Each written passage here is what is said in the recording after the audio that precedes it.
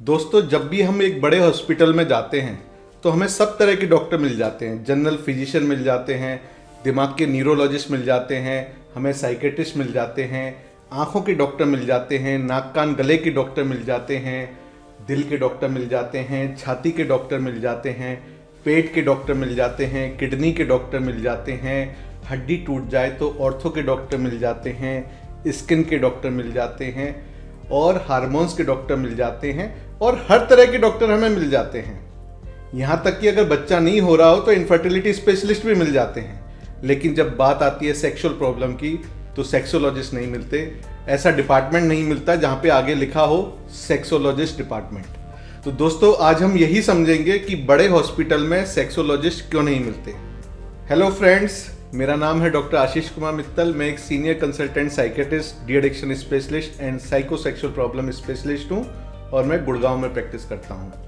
तो दोस्तों, मेरे चैनल पे काफ़ी लोग आ रहे हैं लेकिन 80% से ज़्यादा लोग चैनल को सब्सक्राइब नहीं कर रहे हैं, जिससे कि मैं फ्यूचर में जो भी अच्छे अच्छे वीडियो डाल रहा हूँ उनके नोटिफिकेशन उन तक नहीं पहुँच पा रहे हैं। तो आज आप इस चैनल को देख रहे हैं, इस वीडियो को देख रहे हैं, तो चैनल को ज़रूर सब्सक्राइब कर लें अगर आपने अभी तक नहीं किया है, जिससे कि फ्यूचर में आप इंफॉर्मेटिव वीडियोस मिस ना करें। तो दोस्तों, पहले ये समझते हैं कि बड़े हॉस्पिटल से मतलब क्या है।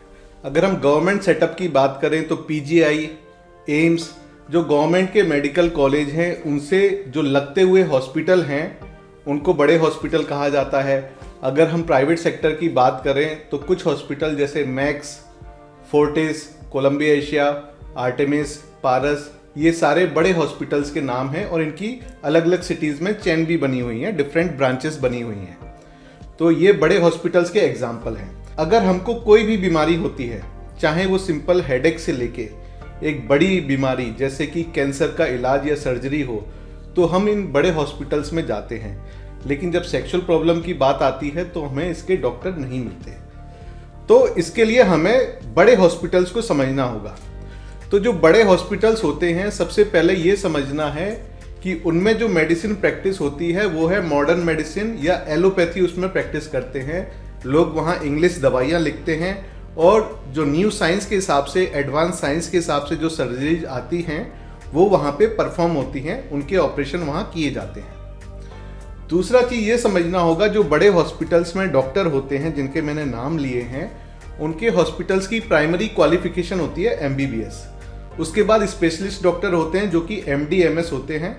अपने डिपार्टमेंट में MD फिजिशियन होते हैं, जो MS होते हैं वो सर्जन होते हैं। उसके बाद नंबर आता है सुपर स्पेशलिस्ट का, जो कि DM एंड MCH होते हैं। तो ये डॉक्टर्स की क्वालिफिकेशन है, ये जो इन बड़े हॉस्पिटल्स में काम करते हैं। अब क्वेश्चन आता है कि बड़े हॉस्पिटल्स कैसे डिसाइड करते हैं कि किस पेशेंट को कौन देखेगा। तो दोस्तों, अब हम समझेंगे कि बड़े हॉस्पिटल में कौन सा डॉक्टर कौन सी परेशानी देखता है। अगर आपको ये डिटेल में समझना है तो वीडियो के अंत तक बने रहें। तो पेशेंट जब कोई प्रॉब्लम लेके आता है तो उसको हम मान सकते हैं कि वो एक परेशानी लेके आ रहा है और उस परेशानी की वजह कोई भी बीमारी हो सकती है। उसको हम समझेंगे, वो A बीमारी भी हो सकती है, B बीमारी भी हो सकती है, C बीमारी भी हो सकती है। तो पेशेंट की बीमारी के हिसाब से उसका स्पेशलिस्ट इलाज करते हैं। तो हमें ये समझना है कि जो बड़े हॉस्पिटल्स होते हैं उसमें एक डॉक्टर सारी बीमारी ठीक नहीं करता, उसमें एक टीम एफर्ट्स होता है और पेशेंट की परेशानी के पीछे क्या बीमारी है उसके हिसाब से डॉक्टर का सिलेक्शन होता है, उसके हिसाब से पेशेंट का इलाज होता है। काफ़ी बार कुछ परेशानियां ऐसी होती हैं जो कि मल्टीपल बीमारियों की वजह से होती हैं, उनको मल्टीपल डॉक्टर ठीक करते हैं। जैसे कि किसी को हेडेक है और हेडेक की वजह उसकी बीपी की प्रॉब्लम मिलती है, बीपी की प्रॉब्लम से उसकी किडनी भी खराब हो रही हैं, तो ऐसे पेशेंट का इलाज बीपी का डॉक्टर भी करेगा और क्योंकि किडनी पे भी इम्पैक्ट है तो किडनी का भी डॉक्टर करेगा। तो ये एक सिंपल एग्जांपल है जो मैंने आपको दिया है। तो दोस्तों, जैसे मैंने बताया कि बड़े हॉस्पिटल में सेक्सोलॉजी डिपार्टमेंट नहीं होता, सेक्सोलॉजिस्ट डॉक्टर नहीं होते। लेकिन प्राइवेट प्रैक्टिस में काफ़ी सारे एलोपैथिक डॉक्टर अपने नाम के आगे सेक्सोलॉजिस्ट भी लिखते हैं। जैसे कि मैं एक साइकेट्रिस्ट हूँ और मैं अपनी क्लिनिक पे सेक्सोलॉजिस्ट भी लिखता हूँ। तो यूजुअली जो ब्रांचेज होती हैं एलोपैथी में, जो सेक्सोलॉजिस्ट वर्ड यूज़ करते हैं वो हैं psychiatrist, urologist, skin specialist and gynaecologist.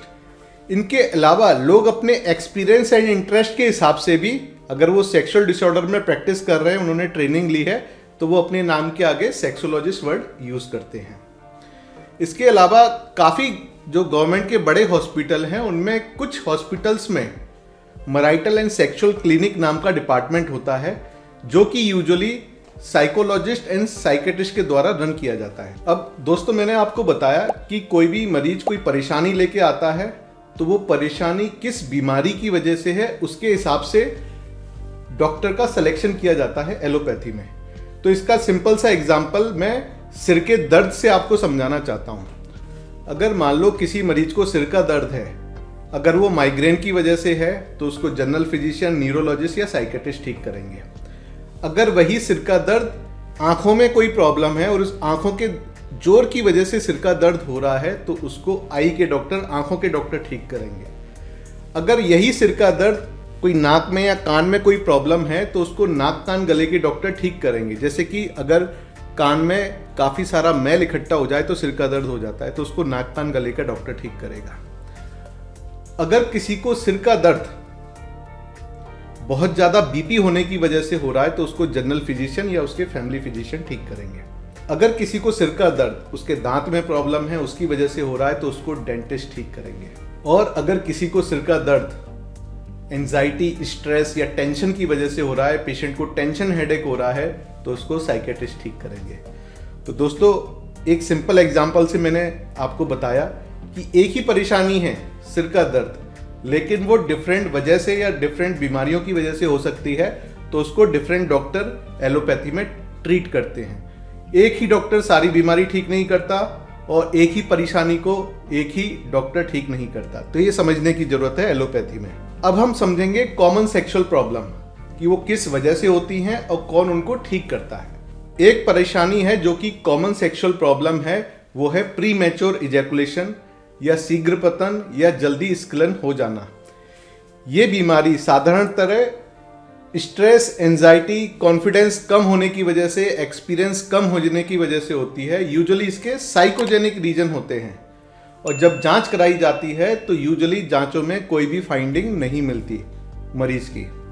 तो ऐसे मरीजों को यूजुअली साइकेट्रिस्ट ठीक करते हैं, क्योंकि इस बीमारी के इलाज में जो दवाइयाँ भी यूज़ की जाती हैं, जैसे कि SSRI मेडिसिन यूज़ की जाती हैं, इनमें उनको सबसे ज़्यादा यूज़ करने का एक्सपीरियंस साइकेट्रिस्ट के पास ही होता है। तो प्री मैच्योर इजैकुलेशन के लिए सबसे बेस्ट जो डॉक्टर हैं वो साइकेट्रिस्ट होते हैं। अब आता है इरेक्टाइल डिसफंक्शन, यानी कि इरेक्शन प्रॉपर नहीं होना या लिंग में तनाव नहीं आना। अगर इसके लिए हम जाने कि किसको दिखाना चाहिए, तो डिपेंड करेगा कि किस वजह से हो रहा है। अगर आपको ये प्रॉब्लम डिप्रेशन की वजह से है, एंजाइटी की वजह से है, या आपके पारिवारिक संबंध ठीक नहीं है, उसकी वजह से ये प्रॉब्लम हो रही है, तो इसका इलाज साइकेट्रिस्ट करेंगे। अगर आपको इरेक्शन की प्रॉब्लम किसी एडिक्शन की वजह से हो रही है, जैसे कि आप बहुत ज़्यादा स्मोकिंग करते हैं, बहुत ज़्यादा अल्कोहल लेते हैं, या अन्य कोई नशीला पदार्थ आप यूजुअली और बहुत ज़्यादा अमाउंट में कंज्यूम करते हैं, उसके बाद आपको इरेक्शन की समस्या हुई है, तब भी आपका इलाज साइकेट्रिस्ट करेंगे, क्योंकि वो डी एडिक्शन में स्पेशलिस्ट होते हैं। अगर आपको इरेक्शन की प्रॉब्लम ज़्यादा डायबिटीज़, हाइपरटेंशन की वजह से हो रही है, तो इसका इलाज आपके जनरल फिजिशियन करेंगे, इन चीज़ों को कंट्रोल करेंगे और इरेक्शन इंप्रूव करने के लिए कुछ दवाइयाँ आपको लिखेंगे। अगर आपको इरेक्शन में प्रॉब्लम आपकी स्किन टाइट है, उसकी वजह से हो रही है, आपका जो ऑर्गन है वो डिफॉर्म है, उसका स्ट्रक्चर प्रॉपर नहीं है, उसकी वजह से हो रही है, तो इसके लिए सर्जरी की ज़रूरत है। इसके लिए आपको यूरोसर्जन ठीक करेंगे।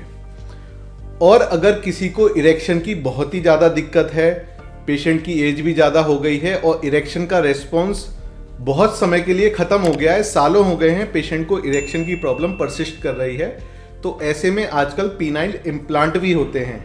ये पीनाइल इम्प्लांट्स पेशेंट के पेनिस के अंदर लगा दिए जाते हैं और पेशेंट का इरेक्शन प्रॉपर होने लग जाता है। मेरे पास एक पेशेंट आया था, 80 ईयर्स उनकी एज थी, 80 साल की उम्र में उन्होंने पीनाइल इम्प्लांट कराया और उनको काफ़ी अच्छे रिजल्ट मिले। तो आजकल सर्जरी इतनी एडवांस हो गई है, यूरो सर्जरी इतनी एडवांस हो गई है कि लोगों को बहुत पुरानी प्रॉब्लम्स के लिए पीनाइल इम्प्लांट से भी ठीक किया जा रहा है।